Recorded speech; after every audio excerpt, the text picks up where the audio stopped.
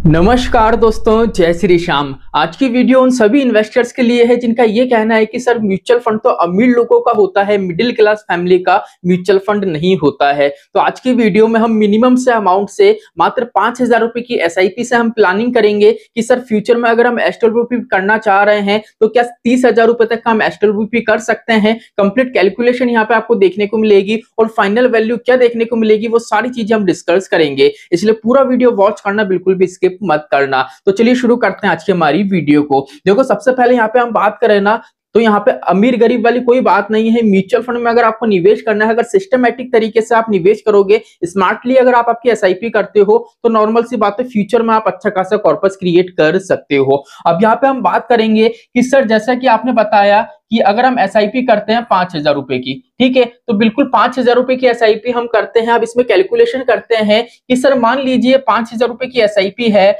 अगर इसको हम अगले 15 साल के लिए कंटिन्यू रखते हैं। अब यहाँ पे देखो टाइम ड्यूरेशन हमारे पास अच्छा है, तो नॉर्मल सी बात है, यहाँ पे मैं अग्रेसिव इन्वेस्टमेंट कर सकता हूं, मैं स्मॉल कैप के फंड्स कैरी कर सकता हूं। अब क्या होता है, जब भी हम एसडब्ल्यूपी की प्लानिंग करते हैं ना, तो यहाँ पे आपको इस तरीके के फंड लेने चाहिए जिसमें ग्रोथ की संभावना ज्यादा से ज्यादा हो, जो अग्रेसिव इन्वेस्टमेंट करे। अब ऐसा क्यों बोल रहा हूं, ऐसा इसलिए बोल रहा हूं क्योंकि क्या होता है, जब भी हम एसडब्ल्यूपी प्लान ओपन करते हैं तो वहां पे क्या होता है, म्यूचुअल फंड वाले सेक्शन में जो पैसा पड़ा है, सिर्फ वो पैसों से क्या होता है, एसडब्ल्यूपी होती है। हम नया पैसा म्यूचुअल फंड में जमा नहीं कराते हैं, कंटिन्यू म्यूचुअल फंड से पैसा निकलता रहता है मंथली बेस पे। तो वहां पे क्या होता है, जो भी हमने फंड सिलेक्ट कर रखे हैं जिसमें हम एसडब्ल्यूपी प्लान इनेबल करेंगे, वहां पे क्या होता है, उसको जो भी रिटर्न रहता है कहीं ना कहीं इसमें इंपैक्ट हमको देखने को मिलता है। वो जो रेट ऑफ इंटरेस्ट थोड़ा कम हो जाता है क्योंकि हम पैसा जमा नहीं करा रहे, कंटिन्यू वे में पैसा निकल रहा है। तो इस चीज का विशेष ध्यान रखना। अगर आप एसडब्ल्यूपी करना चाह रहे हो तो अग्रेसिव आपको पोर्टफोलियो रखना पड़ेगा।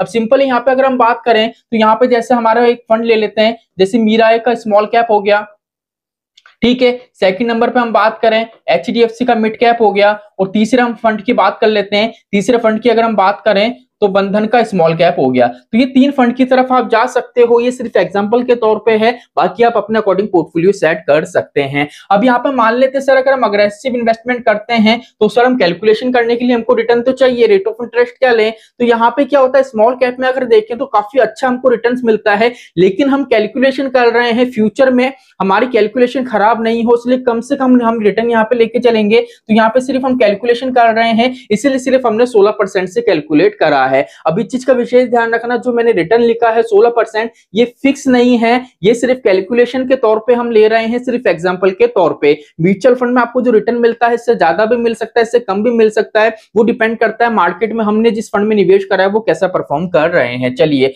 अब इस अकॉर्डिंग अगर यहाँ पे हम कैलकुलेशन करते हैं तो टोटल 15 साल तक अगर हम 5,000 रुपए की एसआईपी कराते हैं तो टोटल पैसा हम जमा करा चुके होंगे 9 लाख रुपए का। अब आप बोलोगे कि सर 9 लाख रुपए तो हमने जमा करा दिया, तो सर इस पे टोटल कॉर्पस कितना बनेगा। अब यहाँ पे अगर टोटल हम कॉर्पस की बात करें 33,42,900 रुपीस का, ठीक है, ये ऑलमोस्ट इतना कॉर्पस बनने की संभावना है। अब यहाँ पे हमारा जो कॉर्पस बना है, सर क्या इस अमाउंट से हमको एसडब्ल्यूपी करना है, तो इस अमाउंट से आपको एसडब्ल्यूपी नहीं करना है। अब आपको सिंपली क्या करना है, आपने आपकी जो एसआईपी करी थी उस एसआईपी को क्या कर देना है, आपको कैंसिल कर देना है। अब आपको म्यूचुअल फंड वाले सेक्शन में पैसा जमा नहीं कराना है। अब सिंपली जितना भी आपका ये पैसा पड़ा है ये म्यूचुअल फंड वाले सेक्शन में हमको पड़े रहने देना है, एसआईपी कैंसिल करनी है, पैसों को विड्रॉ नहीं करना है। अगर इस तरीके की चीजें करते हो तो आपका जितना भी इन्वेस्टमेंट पड़ा है एक तरीके से वो मार्केट में क्या करेगा, लमसम की तरह वर्क करेगा, ठीक है। अब यहाँ पे इस पैसों को क्या करना है, आपको नेक्स्ट 5 ईयर के लिए क्या कर देना है, छोड़ देना है, ठीक है। अगर इन पैसों को अगर 5 साल के लिए आप छोड़ते हो तो म्यूचुअल फंड से ये संभावना है कि अगले 5 साल बाद हमारा जो कॉर्पस क्रिएट हो सकता है वो ऑलमोस्ट यहाँ पे देख लीजिए, अगर हम बात करें तो 90 लाख के आसपास का कॉर्पस क्रिएट हो सकता है। अब यहाँ पे बात आ रही है कि सर हमारे पास ये कॉर्पस तो आ गया, अब अगर हमको एसडब्ल्यूपी प्लान ओपन करना है तो किस तरीके से होगा। तो फाइनल कॉर्पस देख लीजिए, यहाँ पे आपको शो हो रहा है। अब सिंपल ये क्या करना है, यहाँ से मान लीजिए 30,000 रुपए पर मंथ का हम एसडब्ल्यूपी कर रहे हैं, ठीक है, वो भी कितने साल के लिए, अगले 10 साल के लिए। तो यहाँ पे जो कैलकुलेशन होगी, मैं कैलकुलेशन आपको बता देता हूँ। 30,000 रुपए पर मंथ क्या कर रहे हैं, एसडब्ल्यूपी कर रहे हैं। एक साल में कितने महीने होते हैं, 12 महीने होते हैं, और टोटल कितने साल के लिए कर रहे हैं, 10 साल के लिए। तो यहाँ पे ओवरऑल जब हम कैलकुलेशन करेंगे तो म्यूचुअल फंड वाले सेक्शन से अगले 10 सालों में जो हम पैसा निकाल चुके होंगे मंथली बेस पे वो होगा 36 लाख रुपए का। अब आप बोलोगे सर 90 में से 36 तो हमने निकाल लिया, तो फाइनल कॉर्पस क्या बचेगा? अब फाइनल कॉर्पस आपका बचेगा और अच्छा खासा बचेगा। क्यों बचेगा? क्योंकि ऐसा नहीं है आपने जो पैसा यहाँ पे पड़ा है सिर्फ इसमें से क्या हुआ, अगले 10 साल के अंदर सिर्फ आपने जो पैसा निकाला मंथली बेस पे वही निकला। अभी आपके म्यूचुअल फंड वाले सेक्शन में जितना भी पैसा पड़ा है, जैसे आपने क्या करा था, एसआईपी कैंसिल करने के बाद अगले 5 साल के लिए छोड़ा था, तो यही पैसा क्या है अगले 10 साल के लिए और हमने छोड़ रखा है। ठीक है, क्योंकि 10 साल तक हमारा जो पैसा निकल रहा है वो तो निकल रहा है, लेकिन 10 साल तक हमारा जो म्यूचुअल फंड सेक्शन में पैसा पड़ा हुआ है कहीं ना कहीं म्यूचुअल फंड में उसमें भी हमको कंपाउंडिंग मिल रही है। मार्केट पॉजिटिव जाता है तो हमारा जो कॉर्पस है उसकी वैल्यू बढ़ती है, मार्केट नेगेटिव जाता है तो कॉर्पस है उसकी वैल्यू डाउन होती है। तो अगर ऐसे करके हम देखें तो फाइनल कॉर्पस वो 1.50 या 2 करोड़ के आसपास का संभावना है कि हमको इतना कॉर्पस देखने को मिल सकता है।